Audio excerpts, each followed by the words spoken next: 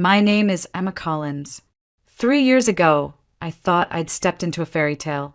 A poor orphan girl, raised in the foster system, now living in a Beverly Hills mansion with a man the tabloids called the crown architect of California. My husband, Nathaniel Whitmore, wasn't just handsome. He was polished, powerful, and carried the kind of charm that disarmed even the most skeptical minds. On the outside, everything was perfect. And tonight, it was supposed to be even more so. Our third wedding anniversary. I'd spent the whole day preparing. The house glowed in soft gold lights. The dining room shimmered with cut crystal and imported china. And in the kitchen, I stood over a marble island slicing heirloom tomatoes into perfect little crescents for a salad I'd carefully crafted. Dinner would be wild mushroom risotto and butter-basted halibut in a citrus cream sauce, my own recipe. The wine was already chilled. Everything had to be just right. But then it happened again. The knife slipped from my fingers. A sharp twist of dizziness spun through my skull, sending my vision into a kaleidoscope of color and blur. I gripped the edge of the counter, nails digging into the cool marble. My breath came in stabs, shallow, sharp, desperate. The room swirled like a carousel spinning out of control. I managed to lower myself into a chair and close my eyes, counting softly under my breath. 1, 2, 3, trying to still the panic rising in my chest. This wasn't the first time. The spells had started maybe 2 months ago, creeping into my days like shadows. At first, I thought it was stress. Then maybe anemia, dehydration, hormones. I saw doctors. They ran blood work, EKGs, even a full-body MRI. Nothing. Every test said I was perfectly healthy, fit even. They called it sensitivity to barometric pressure, migraines, anxiety. None of it felt right. But what shook me more than the symptoms themselves was Nate's reaction. Instead of concern, he rolled his eyes. "Another episode," he muttered the last time I almost fainted at breakfast. "Emma, I swear if it's not one thing, it's another with you. I can't even remember the last time you were normal. And don't even start about kids. Maybe if you weren't so damn fragile all the time," that's what he said, word for word. While I sat there, pale and shaking, trying to steady my fork so I could finish my eggs, I remember blinking at him, stunned. We'd been married for 3 years, and in that time, I'd cooked every meal, hosted every party, smiled through every one of his mother's condescending comments. I had done everything to be the kind of wife he could proudly show off. But lately, it felt like he didn't want to show me off at all. He hadn't invited me to his last 3 business galas. When I offered to bring him lunch at work, he told me not to disrupt the flow. And when I asked if we could spend a weekend away, just the 2 of us, he said he had meetings. Always meetings. I began to feel like a ghost in my own home, haunting a marble prison I once thought was a dream. And yet, tonight, I still wanted to believe in us. I wanted to believe there was a spark left, buried beneath his coldness and the sharpness of his words. I wanted to believe the man who once kissed my forehead and whispered, "You're the only real thing in my life," was still somewhere inside him.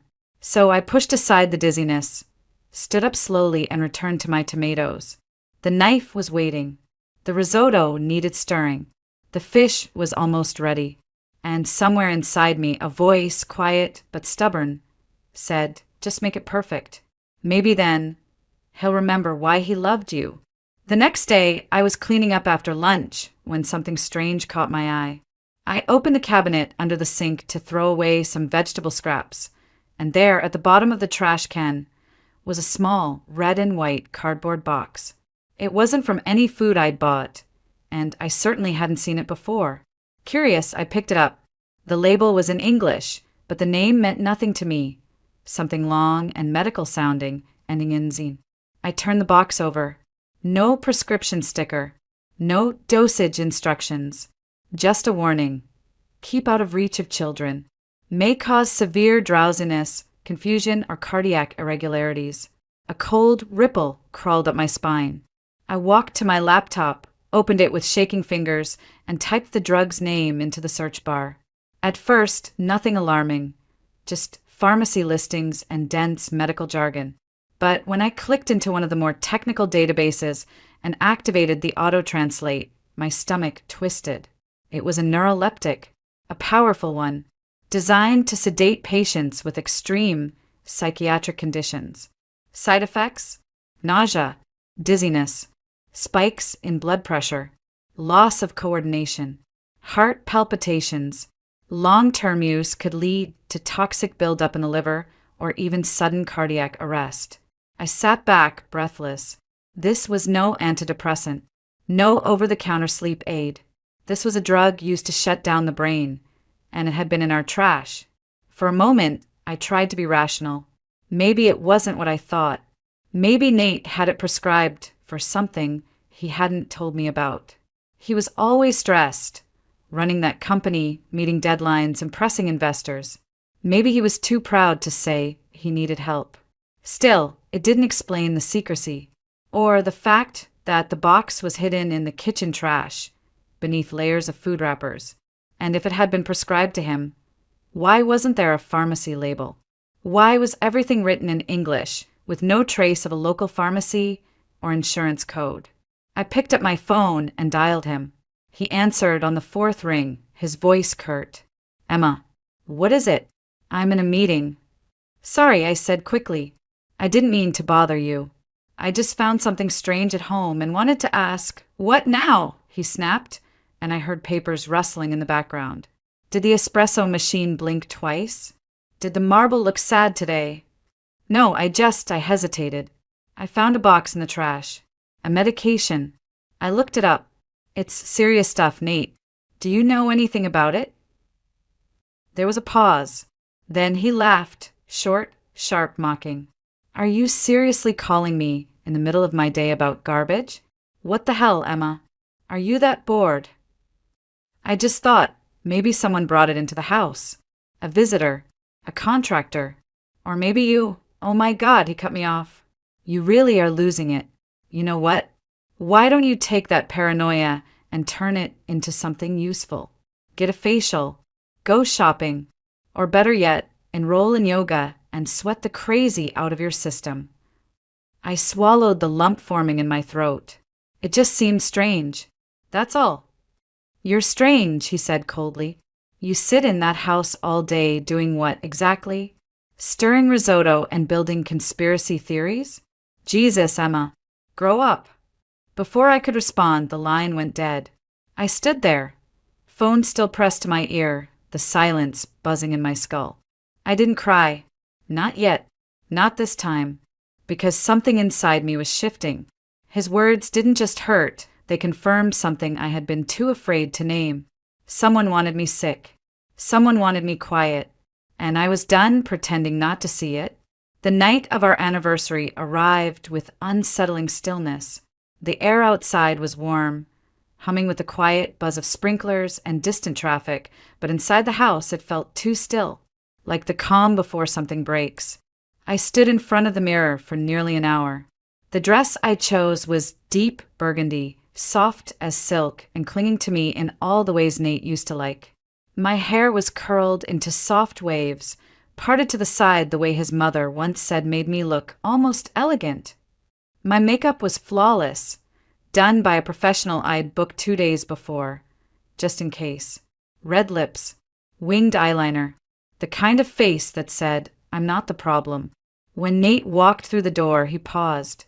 I watched his eyes scan me, slowly, curiously, like I was a painting he'd forgotten buying. Wow, he said with a smirk. You clean up nice. Thanks, I said softly. It's a special night, isn't it? He blinked, then smiled again, this time more awkwardly. Right. 3 years already. Damn. Not exactly romantic, but it was something. I walked toward him, leaned in, and kissed his cheek. He smelled like mint and leather and a faint trace of whiskey. His cologne never changed. He always said only cheap men switched brands. Dinner's ready, I said, gesturing toward the kitchen. The table was set with linen napkins, ivory candles, and a full spread of the meal I'd spent hours preparing. The halibut gleamed under soft overhead lights. The risotto was creamy, perfectly cooked. And in the center of it all stood a bottle of white wine, his favorite, aged 12 years, flown in from Sonoma. "Looks amazing," Nate said, walking over to inspect the wine. "You've been busy." I smiled as sweetly as I could manage. "Well, I'm a good wife. Or so I've been told." He chuckled, uncorked the bottle, and poured us both a glass. "You've really stepped it up tonight. New stylist, new attitude." "Maybe I just missed you," I said. "Or maybe I wanted to remind you what I'm capable of." He raised his glass. "Well, color me reminded." As he turned his back to check on something in the cabinet, I excused myself from the room. "I'll be right back," I said. "Forgot the dessert plates." I didn't forget anything. I left because I had to give him a moment alone. I knew what he'd do. I needed him to do it.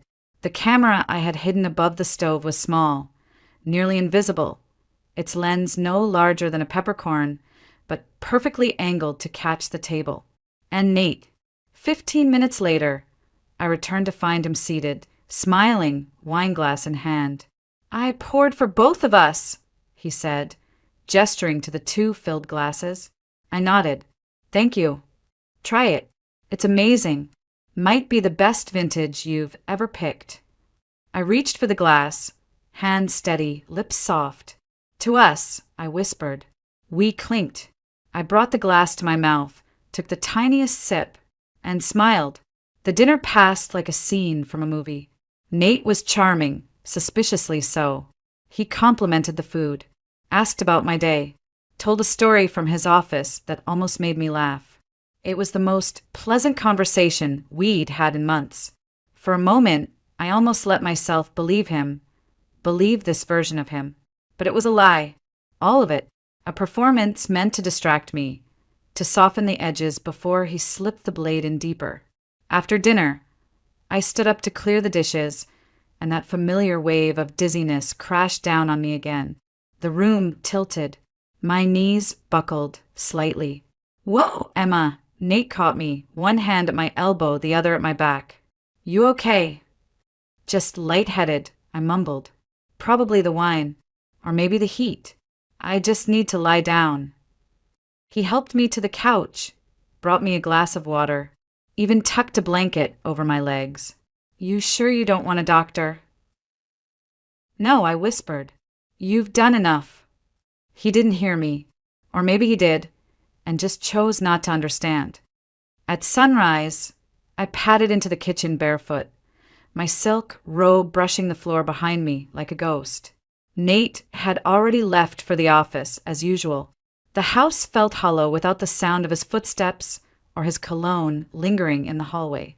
For once, I was grateful for the silence. I moved toward the upper cabinet, reached for the hidden camera I'd planted 2 nights earlier, and cradled it in my palm like it might shatter. My heart thumped louder than the quiet around me. Every bone in my body was vibrating. I carried the device to my laptop, plugged it in, and watched as the footage began to load. At first, there was nothing unusual. Just me and Nate at the table. Small talk. Laughter that felt too smooth, too rehearsed. Me excusing myself. Him sipping his wine. But then there it was. Nate reached into the inside pocket of his blazer, pulled out a tiny packet, barely the size of a sugar pouch. He glanced around, pointless, considering he was alone, and poured half the contents into my wine glass. The rest he sprinkled into my salad, then stirred it gently with the wooden spoon I'd left by the plate. My breath caught. It wasn't an accident. It wasn't some misguided experiment. It was precise, deliberate, calculated. I paused the video and leaned closer to the screen. The camera was grainy, but I could still see the logo on the packet. Red and white. The same brand I found in the trash. The same drug that could scramble a nervous system like eggs in a frying pan. I hit play again. I watched myself re-enter the frame, smiling, trusting, sitting across from a man I once called home. I watched him hand me the poison wine, and I watched myself drink it. My stomach turned. I reached instinctively for my abdomen, as if the poison was still inside me, as if it were still working its way through my blood. But I knew better now. I sat there frozen for what felt like hours, not crying, not raging, just still, like my soul had stopped moving, like time had been holding its breath with me. And then something inside me clicked. I didn't confront him. I didn't call the police. Not yet. I needed more. I needed to understand why. Why would a man like Nate, wealthy, respected, admired, try to eliminate his wife like a character from a bad murder novel? Was it the inheritance? The insurance? Or someone?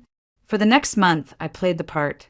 I cooked, I smiled, I wore the jewelry he gave me and laughed at the dry little jokes he told. When he brought me tea or cocoa or fresh squeezed juice, I'd take a sip, just enough to fool him, and then pour the rest into the planter in the hallway when he wasn't looking. I kept count. 15 drinks, 7 bowls of soup, 3 desserts, all of them laced. The strangest part? The better I faked being sick, the more affectionate Nate became. He tucked me into bed, kissed my forehead, ordered flowers, white roses, every morning without fail. He even sang to me once, whispered something soft in the dark, like, "I just want you to feel peace." Peace, as if I were already dead. I began to wonder if he was mourning me before I was gone, if in his twisted, cinematic mind he thought he was doing me a favor, slowly slipping me away, petal by petal, until I disappeared completely. But I wasn't going anywhere. What he didn't know was that every bite I pretended to eat was evidence. Every camera angle, every packet, every soft-spoken lie was adding up. I documented everything. I had names, dates, dosages, footage, photos. I had a spreadsheet. All I needed now was leverage. I hadn't seen Madison Park in over a year, but when I texted her that I needed help, real help, not the kind you ask for lightly, she replied in under 5 seconds. Name the place. I'm there. We met in a small Vietnamese cafe on the east side of Los Angeles, tucked behind a strip of thrift stores and boarded-up boutiques. No one we knew would ever come here. That was the point. She slid into the booth across from me, her dark hair pulled into a high knot, laptop bag slung across her shoulder, fingers already twitching like they knew code was about to happen. I didn't say hello. I didn't ask how work was. I simply opened my purse and placed the tiny red and white packet on the table between us. She stared at it, then at me. "Emma, what is this?" "He's poisoning me," I said. My voice didn't shake. Not anymore. "My husband. I have footage." She blinked once, then again. "What the?" I handed her the USB drive I'd prepared, along with a slim folder of printouts and screenshots. Her fingers flew over her keyboard as she plugged it all in. Within minutes, she was watching the footage, Nate slipping powder into my wine, into my food, over and over, like it was just part of the meal prep. "Jesus Christ," she breathed. "This guy's textbook sociopath." "No, he's worse," I said quietly. "He's calculated. He knows exactly how much to give me. Just enough to keep me sick.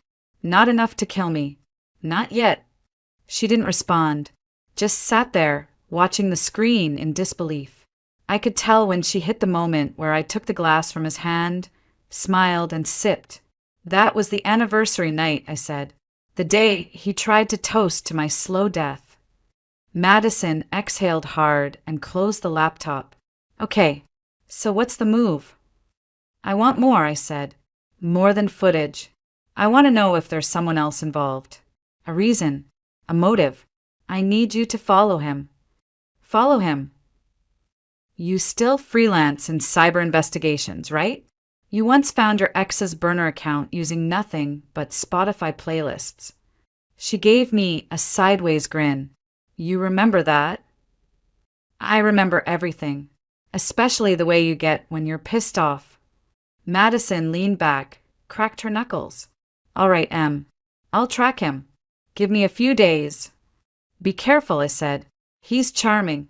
To the rest of the world, he's practically a prince." She scoffed. "I eat tech bros like him for breakfast." True to her word, Madison delivered. 3 days later, we met again.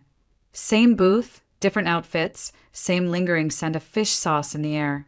This time, she dropped a folder on the table with a dull thud. Inside were printed photos. Lots of them. Nate. And a woman. Tall. Slender. Voluptuous. Dark curls, powder blue eyes, skin like porcelain, and wearing scrubs in some shots. In others, a designer trench coat, sunglasses perched high, her arm laced through Nate's like she'd always belonged there. She's a nurse, Madison said.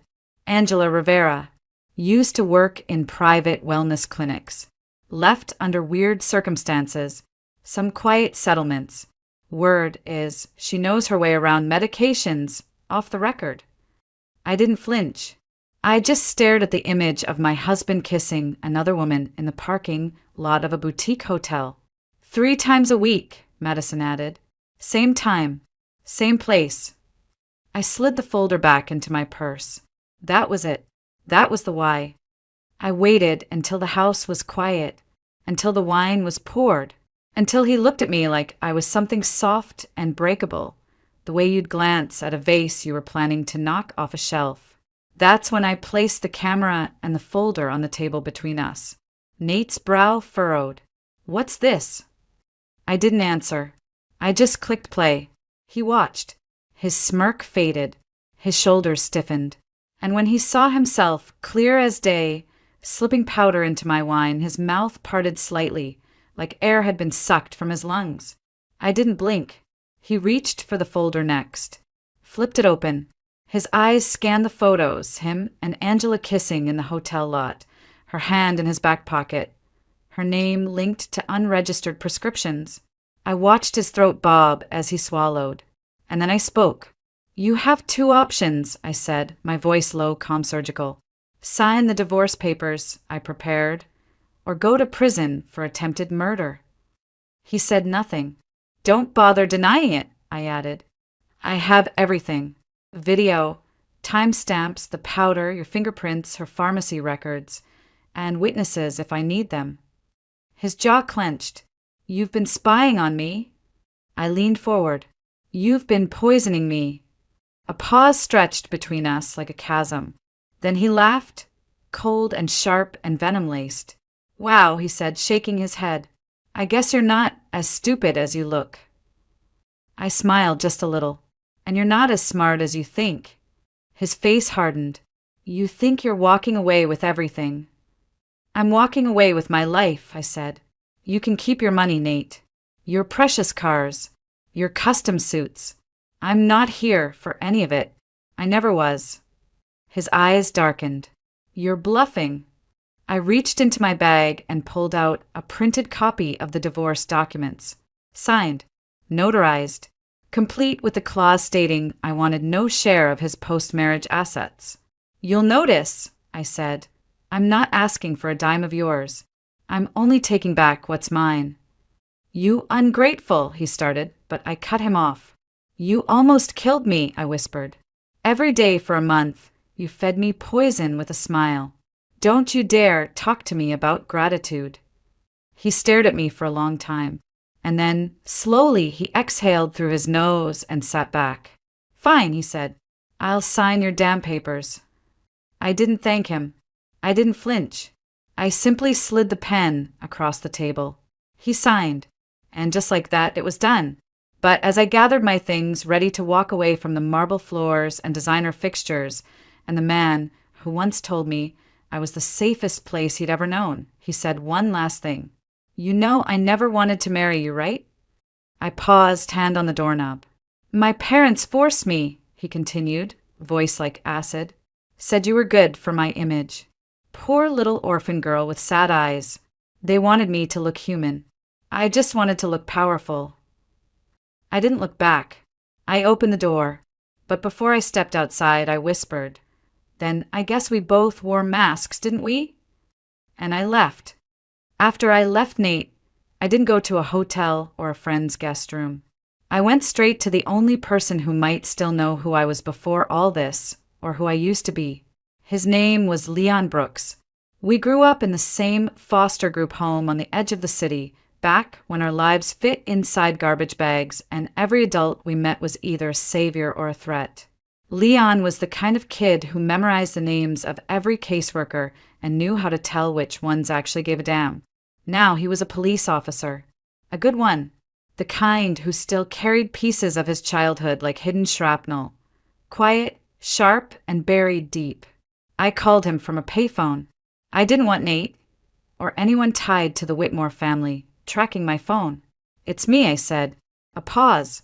Then, "Emma Collins." I exhaled. The one and only. "Can we meet?" He didn't ask why. Just said, "Tell me when and where." An hour later, we were sitting in a booth at a diner that smelled like old coffee and fried onions. I hadn't touched my tea. He hadn't taken his eyes off me. "Tell me what's going on," he said. So I did. Not everything. Not the poisoning, not yet, but just enough. I told him I needed help finding out who my parents really were. I told him I didn't remember much from before the crash. Just flashes. The smell of pine, a red scarf, someone singing to me in another language. He nodded slowly. "You said the crash." "What crash?" "The one that killed them." That's what the file said at the group home. That they died in a car accident. No living relatives. Leon leaned back, folding his arms. "Emma, Collins isn't your real name, is it?" "No. It was assigned to me when I entered the system. I was 3. I don't even remember my real name." He tapped his fingers against the table. "You want me to dig?" "I want the truth," I whispered, "no matter how ugly it is." He nodded once. "Then give me 3 weeks." Exactly 21 days later, he called. "Come to the station. Now." I didn't ask why. When I arrived, Leon was already waiting in his office. The door closed behind me, and the world got very quiet. He placed a file on the desk between us. It was thick, worn at the corners. Inside were photographs, some old, some recent, legal documents, death certificates, bank transfers, property titles. "You ready?" he asked. I nodded. "Your name, your real name, is Julia Lavrov." The name felt foreign on my tongue, like trying to speak with someone else's mouth. "Your parents," he continued, "Svetlana and Boris Lavrov, Russian-American immigrants. They owned a massive sports equipment company based out of Chicago. Multi-million-dollar contracts with Europe and Japan. Real power players." "I never knew," I said softly. "You were never supposed to," he replied. I looked at him. "What do you mean?" He let out a breath, leaned forward. "The Lavrovs' business partners, the Whitmores, your ex-husband's family, they wanted the company. Badly. But your parents wouldn't sell. A few months later, your parents were killed in a car accident on the way home from LAX. Except," he flipped the photo, "the brake line was tampered with. No proof. No charges. But the timing was convenient. Very. I felt the floor tilt beneath me, though I wasn't moving." Leon went on. "The Whitmores handled the estate. Your guardianship was shuffled quietly through a series of lawyers. You were placed in a home. The Lavrov fortune, absorbed legally by the Whitmore Holdings. Their company exploded in growth the year after your parents died." I stared at the name on the birth certificate. Julia Lavrov. My name. The girl I was never allowed to be. "They set me up," I whispered.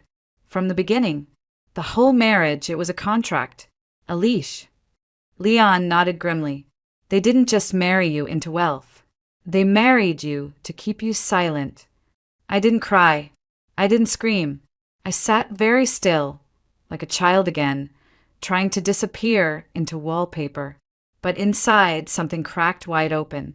My whole life, I thought I'd been lucky to be chosen. But the truth was I'd been hunted.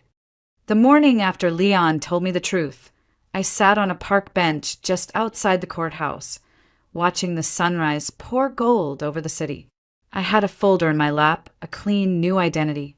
I was no longer Emma Collins, the orphan waitress who married into a lie. I was Julia Lavrov, rightful heir to everything they tried to erase. I filed for legal restoration of my name that afternoon. And with it, I took back my power. The first thing I did with the Lavrov inheritance wasn't buy a yacht or move to Europe. I bought back the restaurant where I once waited tables for tips so small I could barely afford a cab ride home. The same place where Nate's parents first saw me, called me pure, and decided I was the perfect face to cover up a blood-stained fortune. I became the owner, not as revenge, not at first, but to remind myself that no matter where they tried to bury me, I had grown anyway. The staff remembered me. Some of them had worked there for years. They stared, stunned, as I walked in wearing a tailored navy suit and asked for the keys. The manager, who once scolded me for not refilling water glasses fast enough, now scrambled to bring me reports and coffee. I smiled politely. "Thank you, Mr. Daniels. But remember, the floor opens at 9. Let's make sure everyone's on time." Running that restaurant didn't just give me back my footing. It gave me purpose. I renovated the kitchen, upgraded the menu, started mentoring young women who'd aged out of the system like I had. I told them, your past doesn't get to dictate your worth. And then, one strange morning in early fall, I met him. His name was Alex Ramirez, a contractor, tall, soft-spoken, with calloused hands and tired eyes. He came to fix a plumbing issue in the back kitchen and brought along his son, Ivan, a quiet, scrappy boy with a mop of blonde hair and mismatched shoelaces. While Alex worked, Ivan sat in the corner with a comic book and a granola bar, occasionally looking up at me like I was from another planet. I made him cocoa. He smiled and said thank you. It was the kindest moment I'd had in weeks. Later, when Alex finished, he apologized for bringing his son. Said he had no one to leave him with. His ex, well, she was complicated. I nodded. So was mine. We laughed. It wasn't much, but it cracked something open. Weeks passed. Alex came back to do more repairs. One day, he invited me to dinner, not at some overpriced rooftop bar, but at a park, with sandwiches and lemonade. Ivan came, too. He handed me a flower he picked from someone's garden and called me Miss Julia. I hadn't felt warmth like that in years. We dated quietly, then seriously. And months later, we married in the restaurant I now owned. Under fairy lights, surrounded by people who didn't care about money or legacies or designer gowns. Just love. Just truth. And then came the ultrasound. Twins. 2 boys. I cried when I saw their hearts flutter on the screen. Not out of fear. Not from trauma. But from the strange, holy peace that washed over me. I was safe. I was whole. And far away, in a crumbling 2-bedroom condo on the edge of downtown, Nate Whitmore sat in a folding chair watching dust gather on trophies that no longer mattered. After our divorce and the public scandal surrounding the Whitmore estate, the business deals dried up. Investors pulled out. Contracts vanished. His mother, Victoria, once draped in diamonds, was now pleading with banks to refinance what was left of their properties. The house was sold. The name ruined. I never filed charges. Not because I forgave him, because losing me was already the harshest sentence he could serve. He would live the rest of his life knowing that the girl he tried to erase now owned the very world he tried to cage her in. I visited my parents' grave that spring. I brought white roses. I wore a simple dress. I kneeled beside their names and whispered, I found the truth, and I found love. I'm safe now. And then, just as I stood to leave, a small hand tugged at my sleeve. Ivan, are you talking to your mom and dad? He asked. I nodded. Can you tell them I said thank you? I blinked, smiling through the tears. Why, sweetheart? He looked up at me, all wonder and sincerity. Because they gave me you.